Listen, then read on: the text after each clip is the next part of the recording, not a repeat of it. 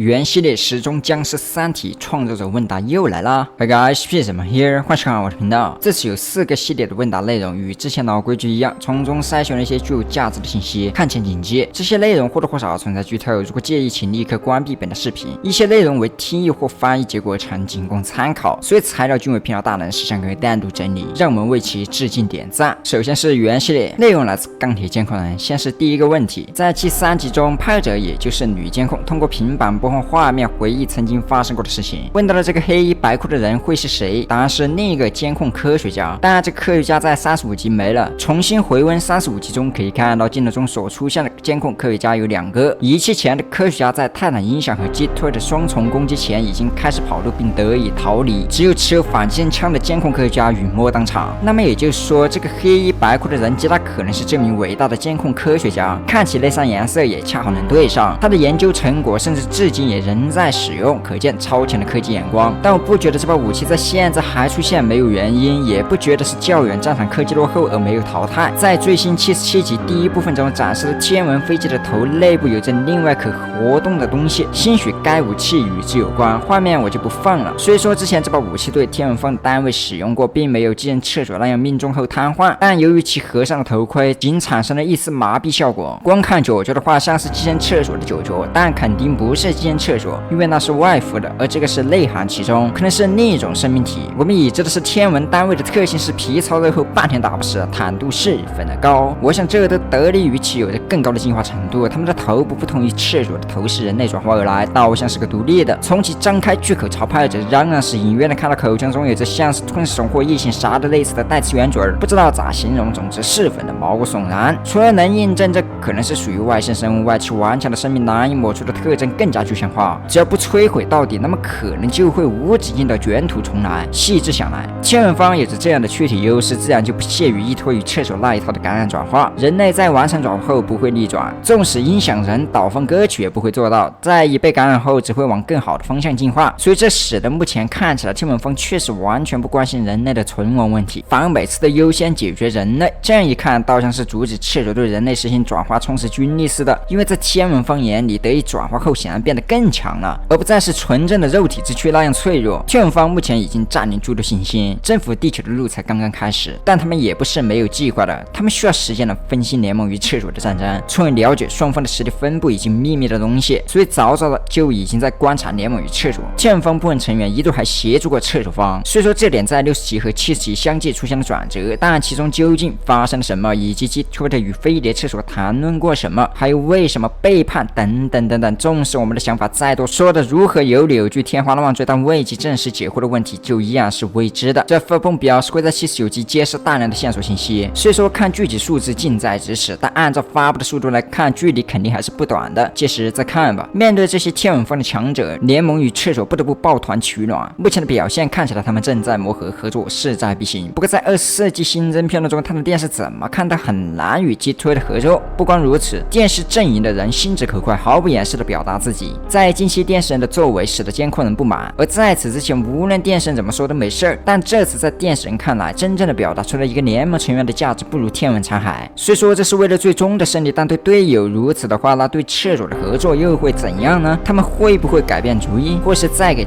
推特一次机会？当然是可能会采取极端措施。给我的第一个想法就是携击推特以令诸位厕所，但这明显不切实际。这个联合主张显然是厕所方提出的意向，在最新进展的情节中，他们看起来10分的友好。那么要触及到极端这个点，难道要暂停与电视人合作，或者说神秘人出手，亦或是粉球哥做了什么？这很难猜测。当然也不排除这是个抽象回答，可能亦有所指其他层面。按上升到星际的目光来看，联盟与厕所的战斗可以说是小家内斗，而天文方的入侵就是大家之战了。在真正的大义面前，我相信电神会做出一个很好的选择，至少现在结果是没有问题的。联盟与厕所已经战略合作，而他们的合作也会促使空前的科技飞速发展。联盟科学家与厕所所了解的天文的知识相互结合，那么他们就有可能研究出更加强大的东西，且这份不明确表示很有可能他们应该会互补双方的缺陷，利用并结合双方的科技技术和知识来创造或是改造一个泰坦。原谅我捞不到了升级的太阳音响、完美的泰坦监控、新科技的泰坦电视以及全副武装的人形机，但这仅为脑补。不过这个答案想必很快就能看到了。77集会有泰坦们的亮相，之前天文女公爵离开了此处，加入天文方的某种计划，再结合之前关于音响基地的透露，不排除会优先展示泰坦音响的可能。现在是表面的派系都合作了，那神秘人会不会在未知的情况下与未知的阵营合作呢？如联盟、厕所、天文或是人类？答案是了解这些内容太早了。按照这个回答，我想也表示了神秘人目前依然不会直接下场，只会在暗中观察并给予相应的提示。那么这盘棋局仍未达到要结束的地步，这些便仅是第一部分的问答，后面还有。接下来就是其他宇宙的问答了，了解的深浅程度不一，我就不再过多发表看法了。先从时钟宇宙开始，在发布41集之后会有特殊剧集吗？与之前有个问答类似，显然是有的，且特殊集会有很多片段有点对比的出现。而后是女探的铅笔，她在剧中的表现似乎不太好，在后续剧集中会加强吗？考虑到她的能力，其本身便是一个支援辅助型的泰坦，所以在目前剧集的进展下看起来不佳。不过她有之前提到的狂暴模式，届时会在后续剧集中看到，我想可能距离不远了。联盟泰坦现在遭遇了一个全新的对手，且 Dumbstone 明确表示了在41集后联盟可能会出现单位阵亡或是重创的情况。面对击退的这样的大杀器也算情理之中，或许在后面泰坦们会亲力前去阻止，那么狂暴模式和隐藏手段便没法保留的去施展。但没有提到是泰坦重创还是其他人。其次是莱昂纳多在泰坦监控的对战中幸存了吗？答案显然是的。此前我们解析到了莱昂纳多因为厄德尔下的指令可能与08同时撤离了，这才使得他的监控失去目标，重新回到了战场。现在算是证实了这一点。下个问题，在第9季中09是否还活着？后续还会出现吗？答案显然是的，但不会很快在后续出现。之前他前去调查了，调查的人便是阿尔法的主人。那么现在得知09不会很快返场，也就意味着阿尔法的主人没那么容易调查得到。此前茅测大会提到了现今的技术登上太空需要足够的时间，那么一趟往返加上星际航行显然不是短时间内能完成的，所以算是印证了这一点，也算是推翻了中楼的下方压制着阿尔法主人的一说。下个问题，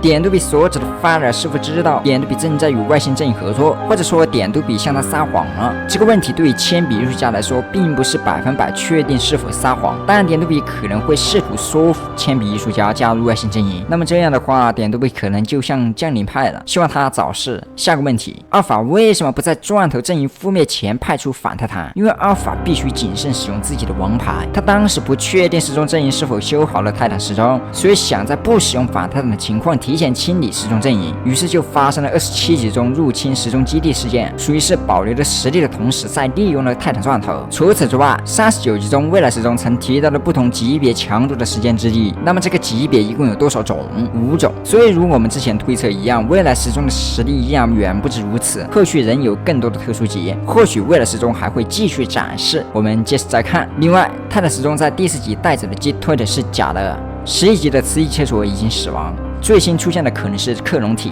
这些便是时钟宇宙的问答了，当然这些问答依然只是部分，后续仍然会有。接下来是僵尸宇宙的问答，泰坦时钟也许会在后续进行升级，它的监控很快会出现。如果用 X18 对它的监控升级的话，或许未来会这样做，但其他泰坦也有可能在未来使用 X18 强化升级。对于击退的未来使用粉色核心或是继续使用 X18 都有可能。因为时间的原因，僵尸宇宙没有考虑过去制作花絮短片，如果击退再次强行使用 X18， 那么就会有死亡风险。时钟宇宙的铅笔阵营不会在僵尸宇宙出现，蛋哥可能会在后续剧情中出现。粉色核心的治愈是需要以魂换命，所以存在一定的风险。最后是三体宇宙的问答，内容来自史诗声纳人，这部分内容由 Fast 整理。联盟是如何捕获三体泰坦的？联盟并不完全靠自己做到。瘟疫厕所是亡灵巫师的手下，还是像亡灵巫师和幽灵那样的神？他其实两者都不是，但他在这个章节中是一个极其关键的角色，关于他的更多信息将会逐渐揭晓。亡灵巫师为何如此迫切想要摧毁联盟的管理员？是否有我们还不知道的原因？与其说冥界神灵与联盟管理员有什么过节，不如说联盟管理员阻碍了冥界神灵对地球的征服，加上地球也不是他们唯一想要征服的目标。泰坦声呐是不是麦克风泰坦？因为麦克风种族在剧中初次出现时只是帮助监控种族建造了泰坦声呐，之前说过所有种族都有自己的泰坦，既然泰坦声呐没有麦克风头，头，那么它算不算麦克风的泰坦呢？技术上来说是麦克风泰坦，但由于麦克风种族完全失明的劣势，它被融合了监控科技的技术。曾经它在联盟起源时是一个完全的麦克风泰坦，而这会在未来的前传章节中展现出来。在亡灵巫师篇章之后，是否还有其他的篇章？因为在曾经的一次问答中提到，亡灵巫师篇章会持续很长时间。亡灵巫师篇章之后，确实还有一个非常有趣的新篇章，不过威尔纳斯还在考虑先做前传还是接着做下一个篇章，所以要么是在前传中展示所有的背景故事，要么是继续当前的剧情。